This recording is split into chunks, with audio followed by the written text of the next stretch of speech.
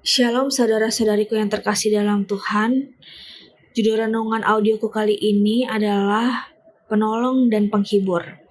Belum lama ini aku bertemu dengan seorang oma, berkenalan. Sebenarnya bukan disebut berkenalan, tidak sengaja aku duduk di sebelah oma tersebut. Di sebuah rumah sakit namanya RSCM, Rumah Sakit Cipto Mangunkusumo. Aku sedang merawat suamiku, kebetulan berseberangan dengan oma tersebut yang merawat keluarganya dalam satu ruang rawat inap.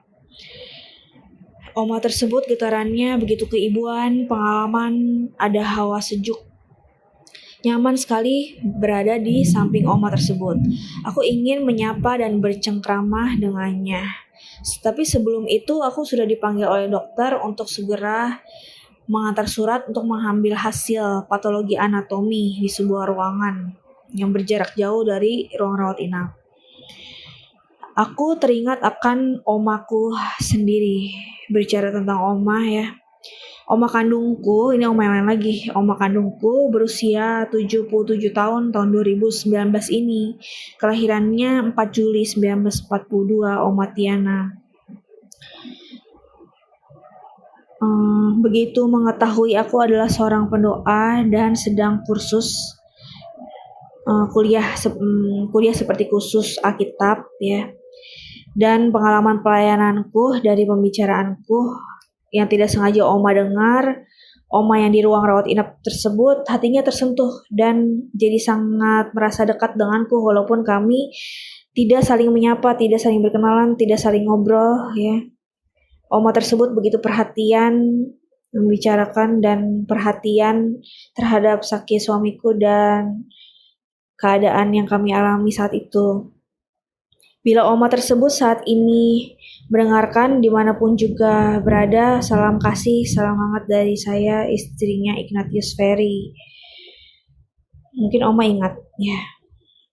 Lalu aku teringat juga tentang ayat Mazmur 9 ayat 10 sampai 11. Bunyinya, demikianlah Tuhan adalah tempat perlindungan bagi orang yang terinjak, tempat perlindungan pada waktu kesesakan. Orang yang mengenal namamu percaya kepadamu, sebab tidak kau tinggalkan orang yang mencari engkau ya Tuhan. Pada waktu siang itu, pagi menjelang siang ya, aku duduk di samping oma tersebut. Pada waktu malamnya tidak aku sangka ya, suamiku mengalami gatal-gatal yang cukup berasa juga di badannya depan dan belakang. Lalu aku segera bergegas membeli bedak salisil di apotek bawah rumah sakit. Kebetulan ada. Lalu pada hari itu juga seingat aku malam hari, tepat sekali jam 12 malam. Suamiku mulai mendelik matanya. Sebelumnya juga pernah sekali 2 kali gitu ya, tapi ini seperti mulai kejang-kejang, badannya syarafnya tidak terkontrol, dia berteriak beberapa kali, merasa kesakitan gitu ya. Sebenarnya suster dan brother yang menangani Koperi, brother Fandi namanya, beliau sangat baik sekali. Susternya namanya Suster Hetty, beliau sangat baik sekali juga. Semua tim brother, suster, dokter sudah bekerja keras dan berusaha dengan sebaik mungkin dalam menangani Koperi dan pasien lainnya juga. Saya tidak menyalahkan siapa-siapa juga, tapi memang penyakit Koperi ini tergolong sulit ya. By the way, aku udah minta izin buat renungan audio ini kepada suamiku jiwa Koperi yang sudah berpulang di surga. Rest in peace, semoga bahagia terus di surga. Ya, Koperi sudah mengizinkan aku buat renungan ini. Sampai dengan terakhir suamiku wafat di Rumah Sakit Cipto, aku belum menyapa oma tersebut. Bila oma tersebut mendengar, ya salam kasih dariku. Semoga sehat-sehat terus ya oma, dan semangat berjuang selalu. Pada waktu Koperi mengalami kejang-kejang tersebut, aku pada saat itu mulai mengetahui bahwa saat itu adalah saat sakratul maut Koperi dimulai. Oh, ternyata tanda-tandanya seperti itu. Dan ternyata tidak semudah itu juga sebuah jiwa dari tubuh fisik berpulang ke alam sana, alam surga sana ya. Jadi pada saat itu Aku orangnya tergolong peka dan dari segi perasaan galau, sedih, dan gak tega udah pasti ada ya, dan khawatir, kaget, juga bingung, jadi bercampur baur, campur aduk perasaanku ya. Pada saat itu beberapa saat gitu ya, lumayan lama sekitar 1 jam itu, pada saat KPD kejang-kejang, oma tersebut yang berada di seberang tempat duduknya aku ya, bednya berseberangan ya, memutar sebuah lagu, sebenarnya bukan sebuah lagu, kayak beberapa lagu Kristiani, mungkin oma tersebut dari Kristen Protestan ya, seperti album kompilasi. Lagunya nggak mellow, bagus lagunya, nggak mellow tapi bernada medium gitu. Aku jadi seperti teralihkan perhatiannya, selain dari malihan perhatian aku sendiri juga, tapi dari lagu itu seperti menopang aku, dan getaran oma tersebut begitu perhatian dan penuh cinta kasih, dan seperti mau menghiburku supaya nggak sedih gitu ya. Padahal kami tidak saling berinteraksi, nggak ngobrol sama sekali, tapi aku berasa sekali bahwa Tuhan turut menopangku melalui peristiwa itu. Lalu ketika Koperi sadar lagi ya, belum berpulang waktu itu, aku bertanya kepada Tuhan Yesus, Tuhan Yesus, mengapa oma tersebut seperti mengasihiku, padahal kita tidak saling kenal, dia hanya mengetahui latar belakangnya aku sedikit.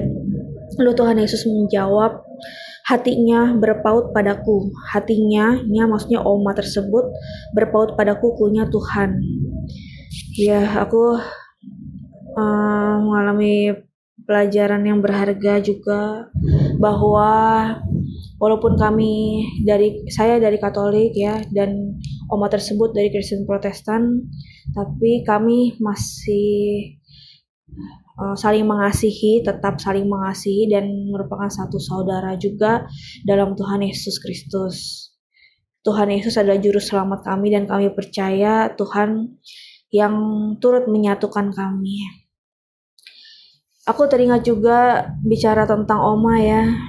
Omaku, Oma Tiana, adalah jemaat GKI Bektim. Aku sendiri waktu masih kecil dibaptis oleh pendeta Eka Dharma Putra, seorang pendeta penulis dan pengkhotbah. Pada waktu aku masih kecil, aku sering dibawa ke gereja Bektim Bekasi Timur, Jakarta ya, oleh omaku dan mamaku, papaku.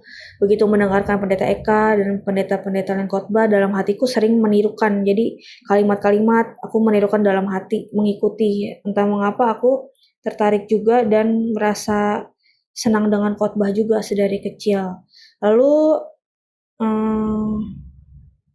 ketika mama papaku menjadi jemaat Gereja Duta Injil juga, Gereja Duta Injil Ambasador, aku sering ikut juga. Waktu dulu aku agamanya Kristen Protestan ya, sekarang aku dibaptis dan Krisma Katolik ya, setelah mengenal suamiku. Aku pernah sedang mengantri di depan pintu gerbang Gereja Duta Injil.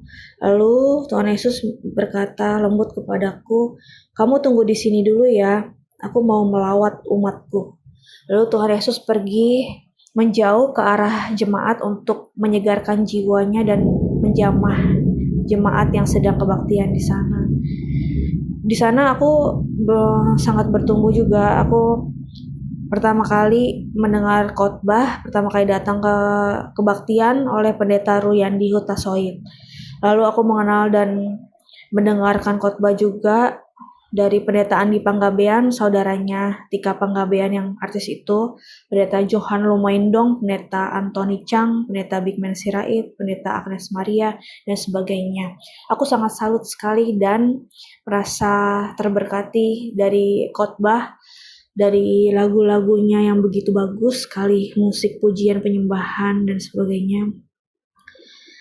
Doa-doanya juga para pendeta tersebut menginspirasi aku juga dalam mewartakan. Kita satu saudara dalam Tuhan Yesus, salam kasih untuk semua yang mendengarkan. Bila ada saudara lain yang mendengarkan renungan audio aku pernah ditawari menjadi WL, worship leader di Duta Injil oleh seorang pendeta di sana. Iya, karena aku suka dalam menyanyikan lagu rohani juga, penyembahan pujian juga. Ya, walaupun sebenarnya aku tidak terlalu beraliran karismatik sekali dalam Katolik ya. Ada Katolik karismatik, tapi aku begitu banyak hafal lagu karismatik Katolik dan tapi aku juga sering ikut misa rutin juga, misa di gereja Katolik. Iya, demikianlah renunganku. Semoga kita tetap bersatu dan berpaut terus kepada Tuhan Yesus Juru Selamat kita. Amin.